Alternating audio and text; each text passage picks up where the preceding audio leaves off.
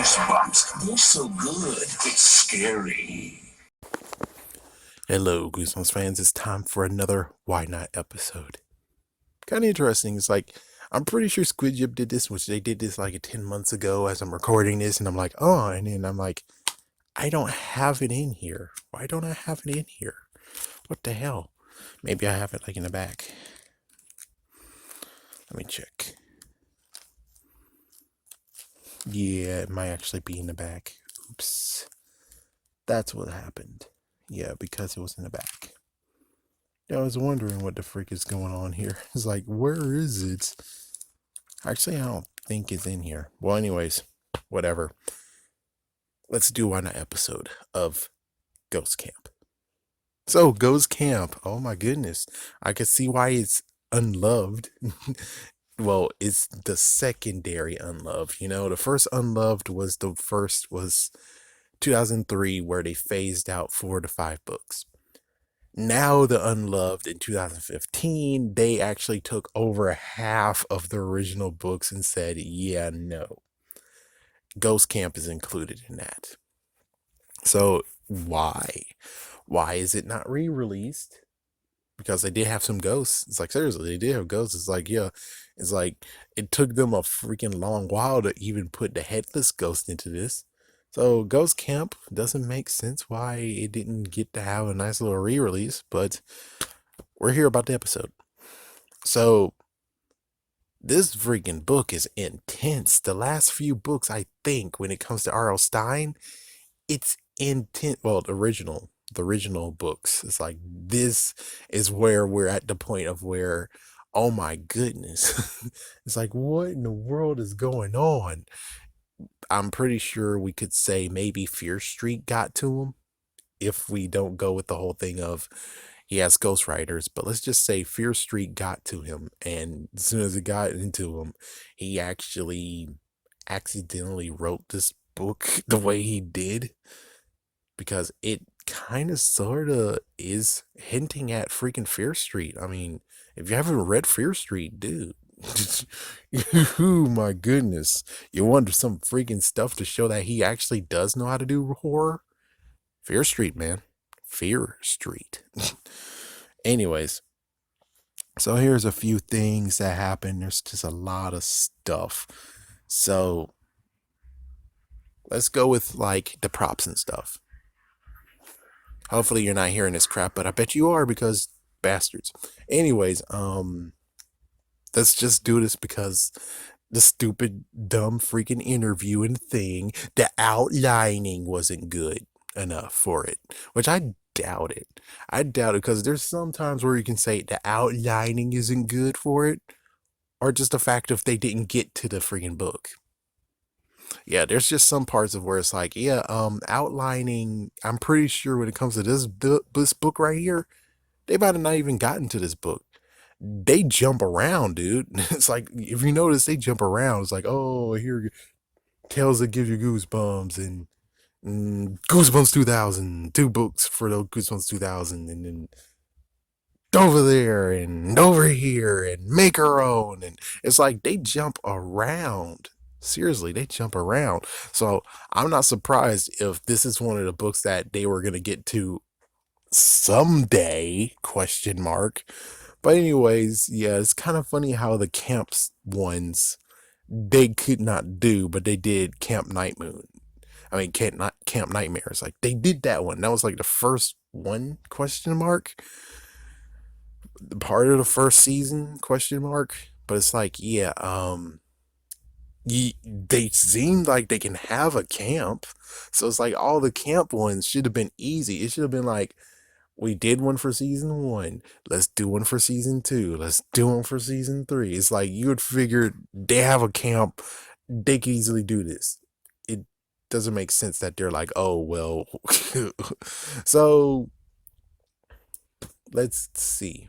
Well, technically, when it comes to Camp Jelly Jam, that one is going to be like, oh, yeah, that would have been like, no, you couldn't do that. It's like, oh, yeah, no, you couldn't do that.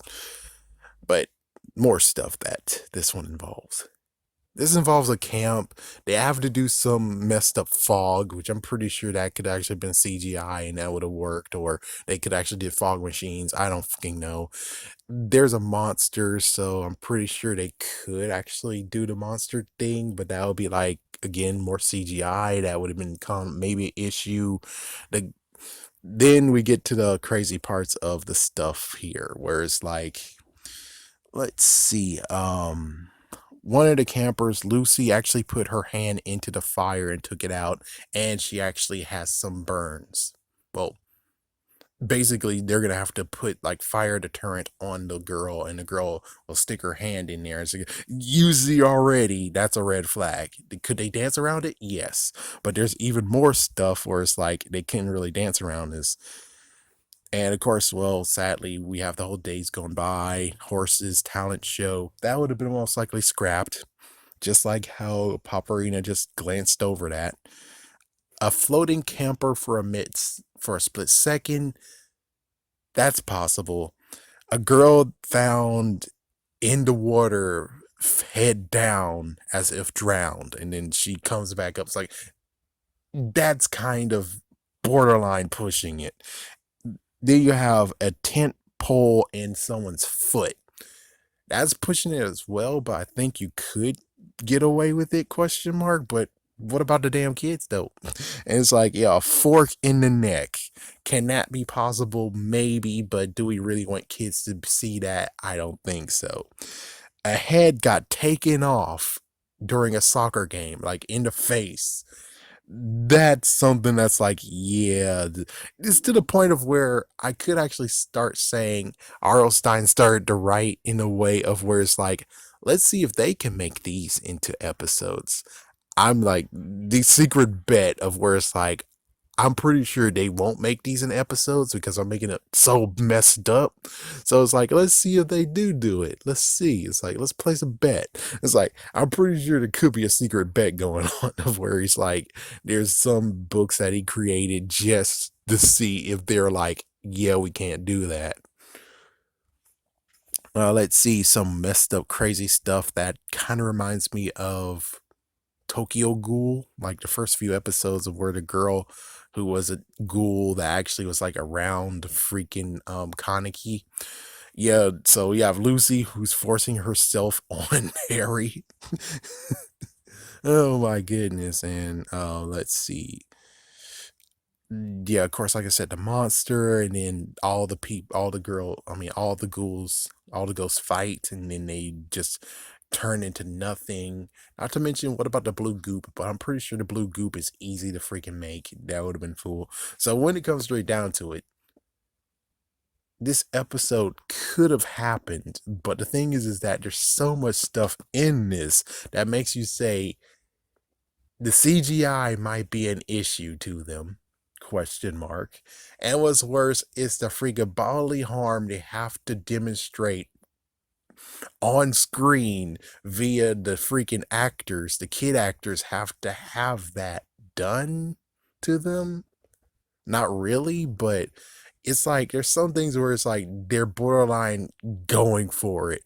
R.L. Stein's going for it, and it's like, I'm pretty sure that's not gonna really go well, especially episode, and especially with Fox being like, oh, whoa, what the freak. And not to mention, they did also went to werewolf skin the episode and did some messed up crap to it to what it originally was. It's like, yeah, there was some messed up censoring of it. So if werewolf skin got censored, pretty sure this would have got censored too anyways. So for it to not be an episode, you can understand why. And what about the future? Could it be an episode now? You're kidding, right? You think you're gonna do that? No, I'm pretty sure they have a big list of ones that they most likely don't want them to do and turn into an episode. That's old books. I mean, I Live in Your Basement, chances are, might be on that list. Werewolf Skin is going to most likely be on that list. And this Ghost Camp is most likely going to be on that list. There's just no escaping it. It's like, this one's like freaking horribly torturing. Wow. It's like, gee whiz. Oh my goodness. Oh my goodness. Anyways, I'm just gonna leave now, but just good lord on the whole freaking thing that happened in this whole entire book where it's like they love to play pranks. And oh yeah, I can't leave without saying this funny moment is the fact of, if you notice, they have three names in here, maybe even four. I'm not sure. I don't think Lucy counts, and Chris could count if you want to. But anyways, there's three names in here that actually are Home Alone based, believe it or not. Marv and Harry, they were in the first two movies. And sadly, Marv was in the fourth movie. And then Alex was the actual name of the kid in the third movie.